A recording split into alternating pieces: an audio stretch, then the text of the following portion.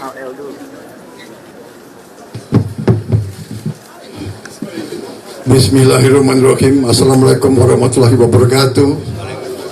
Salam sejahtera bagi kita sekalian. Shalom, Om Swastiastu, Namo Buddhaya, salam kebajikan. Saudara-saudara sekalian, terutama kawan-kawan dari media, terima kasih kesabaran saudara-saudara. Saudara-saudara, para pemirsa dimanapun engkau berada. Bismillahirrahmanirrahim. Assalamualaikum warahmatullahi wabarakatuh. Salam sejahtera bagi kita sekalian. Shalom, Om Swastiastu, Namo Buddhaya, salam kebajikan. Saudara-saudara sekalian, terutama kawan-kawan dari media, terima kasih kesabaran saudara-saudara. Saudara-saudara, para pemirsa dimanapun engkau berada.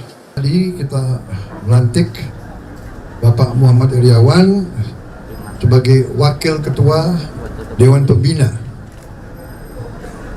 mengisi lowongan yang ada, yaitu ada beberapa lowongan, ada yang meninggal dan ada yang pindah partai.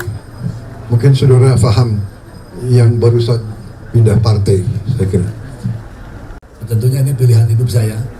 Kenapa saya bergabung partai politik? Karena saya ingin seperti yang disampaikan Ketua Umum pada saat pengarahan, di mana mementingkan kepentingan rakyat dan negara.